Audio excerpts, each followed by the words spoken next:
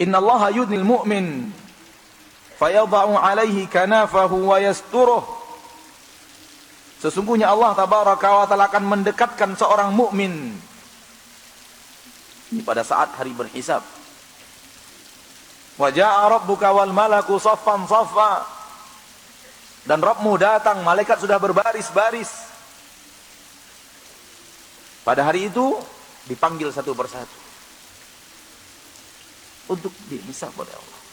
Hanya kita dan Allah. Maka latihan untuk mencari waktu untuk beribadah. Rajinlah sembunyikan amal saleh. Rajinlah salat tahajud di malam hari. Karena ketika antum tahajud hanya ada antum dan Allah.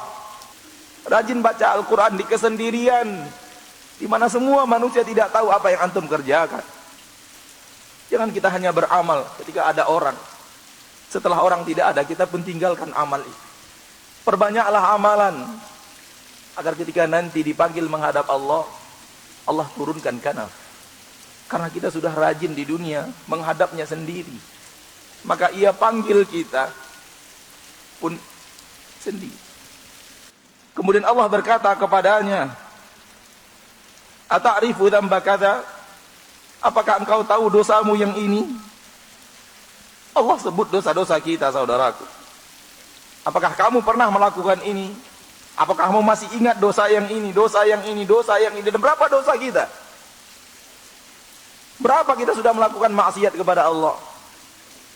Fayaqul, ketika itu dia seorang mukmin mengatakan, "Na'am, ai Rabbi." Benar wahai Rabbku. Hatta idza qarrarahu bi dzunubihi. Sehingga ketika dia telah menyampaikan dan mengakui dosa-dosanya, wa ra'a fi nafsihi annahu halak, dan dia sudah yakin dan merasa di dalam dirinya dia akan hancur dan binasa.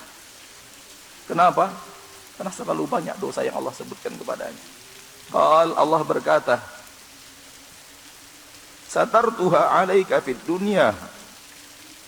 Aku telah menutup dosa-dosamu itu dari pandangan manusia di dunia, sehingga orang lain tidak tahu atas dosa yang kamu lakukan. Satartuha 'alaika fid dunya. Aku tutup dosamu itu di dunia. Wa ana aghfiruha lakal yaum. Pada hari ini aku ampuni dosa-dosamu itu. Ya akhi, antum berbuat maksiat, kita berbuat maksiat. Dan orang tidak tahu bukan karena kita pandai menyimpannya, namun murni karena Allah menutupnya. Kalau Allah membukanya dengan sekejap mata, Allah bisa lakukan apapun untuk membuka aib kita.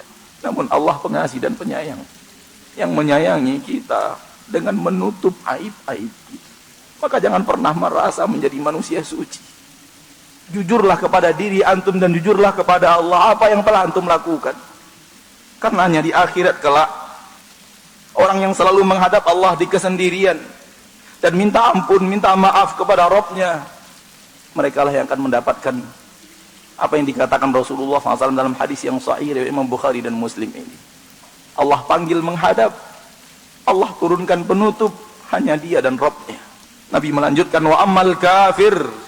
Adapun orang kafir, wal munafiqun, dan orang-orang munafik, fayaqulul ashhad, berkata saksi-saksi, mereka tidak diturunkan penutup, dikata saksi-saksi, haula'il ladzina kadzabu ala rabbihim, mereka orang-orang yang telah mendustakan Rabb mereka. Ala la'natullahi 'alal zalimin.